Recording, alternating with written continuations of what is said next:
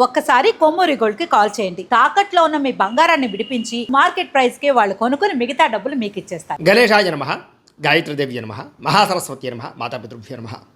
ముందుగా ప్రేక్షక వీక్షణ మహాశీలందరికీ కూడా నమస్కారం.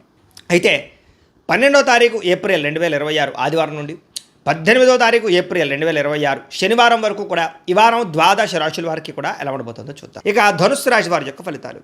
ఈ వారం మీ గోచార గ్రహగతులు కనుక చూసుకున్నట్లయితే కొంచెం ఇబ్బందికరంగాను ప్రతికూలంగాను కనపడుతుంది. జాగ్రత్తగా ఉండాలి. డబ్బులు విపరీతంగా ఖర్చు అవుతున్నాయి. ఈ వారం పెట్టుబడి పెట్టేటప్పుడు జాగ్రత్త తీసుకోండి.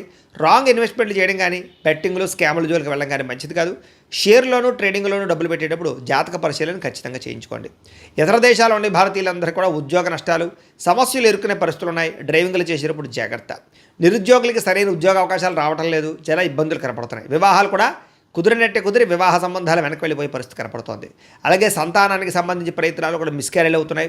తత్తు జాగ్రత్తలు తీసుకోవాలి. ప్రేమికుల మధ్య అనవసరమైన గొడవలు విడిపోయే అవకాశాలు కనపడుతున్నాయి. సమయానికి నిద్రాహారాలు లేకపోవడము, అనారోగ్య సమస్యలు పెరగడంతో పాటుగా రాజకీయ నాయకులు కూడా ప్రత్యర్థులతో ఇబ్బందులు బాగా కనపడుతూ ఉన్నాయి.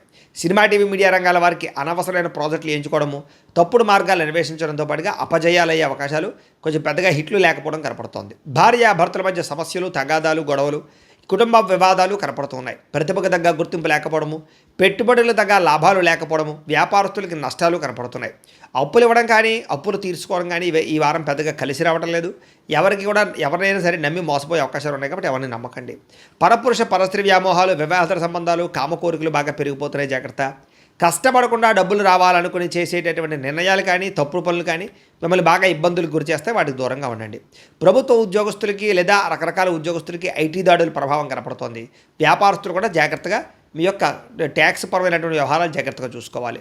అలాగే నోరు జారడం వల్ల, మాట జారడం వల్ల గొడవలు తగాదాలు కనపడుతున్నాయి. శారీరక కోరికలు పెరిగిపోవడం వల్ల తప్పులు చేసే అవకాశం కనపడుతుంది. వ్యసనాల బారిన పడే అవకాశం ఎక్కువ కనపడుతుంది. చిన్న అనారోగ్య సమస్యలు వేధించడం కానీ, మద్యపాన ధూమపాన వ్యసన పనులకు ప్రమాదాలు, శస్త్రచికిత్స అవకాశాలు కానీ కనపడుతున్నాయి. ముఖ్యంగా మిమ్మల్ని బాగా ఇష్టపడే వారిని, ప్రేమించే వాళ్ళ మీద తిరిగి కోపడడం కానీ, వాళ్ళని దూరం చేసుకునే అవకాశాలు ఉన్నాయి. కాబట్టి కుటుంబ సభ్యులతోటి, అన్నదమ్ములతోటి, అక్క చెల్లెళ్ళతోటి లేదా పిల్లలతోటి లేదా భార్యాభర్తల మధ్య జాగ్రత్తలు తీసుకోవాలి. చెడు స్నేహితుల వల్ల, వ్యసనాల వల్ల పాడే అవకాశం ఉంది. జాగ్రత్త. పరపురుష పరస్త్రీ వ్యామోహాలు, జోదము, కఠినంగా మాట్లాడడము, కోపంగా దురుసుగా మాట్లాడడం వల్ల నష్టాలు ఉన్నాయి. జాగ్రత్తగా ఉండాలి. అనవసరమైన పనులు చేయడం వల్ల కూడా టైం వేస్ట్ అవుతుంది. ఈ వారం నిద్ర సరిపోకపోవడం వల్ల, సమయానికి భోజనం చేయలేకపోవడం వల్ల, వ్యాయామం సరిగ్గా చేయలేకపోవడం వల్ల అనారోగ్య సమస్యలునే జాగ్రత్తగా ఉండాలి. విద్యార్థులకి ప్రేమ వ్యవహారాలు, కామకోరికలు పెరిగిపోవడంతో పాటుగా చదువు పట్ల ఆసక్తి తగ్గడము, సరైన ఏకాగ్రత లేకపోవడం వల్ల చదువులో ఇబ్బందులు కనపడుతున్నాయి. ఉద్యోగస్తులకి ఉద్యోగ కార్యాలయాల్లో ఎంత కష్టపడినా సరైనటువంటి ఫలితం కనబడటం లేదు.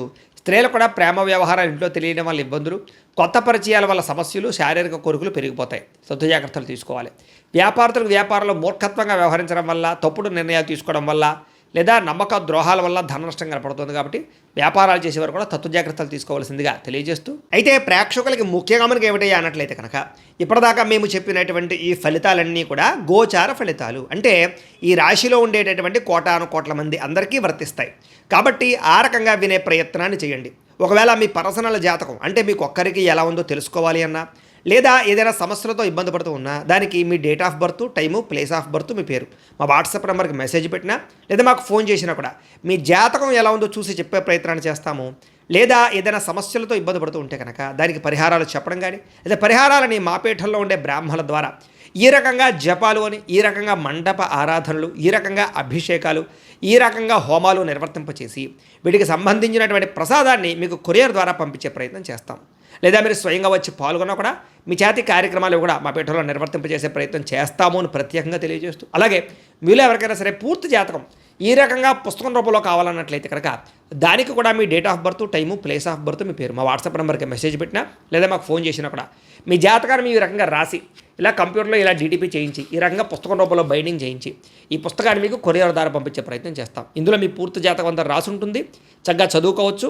ఇది మీకు జీవితాంతం ఉపయోగపడుతుంది. కాబట్టి మీరు ఎవరికైనా సరే ఈ పూర్తి జాతకం ఇలా పుస్తకం రూపంలో కావాలన్నా కూడా మమ్మల్ని సంప్రదించవచ్చో తెలియజేస్తూ, అలాగే ఇంట్లో డబ్బు నిలబడకపోవడము, ఆర్థిక ఇబ్బందులు, రుణబాధలు, వ్యాపారాలు సరిగ్గా సాగకపోవడము, ఇలాంటి సమస్యలతో ఇబ్బంది పడుతుంటే కనుక అలాంటి వాటికి ఇలాంటి ధన జన వశీకరణ యంత్రము అని ఉంటుంది.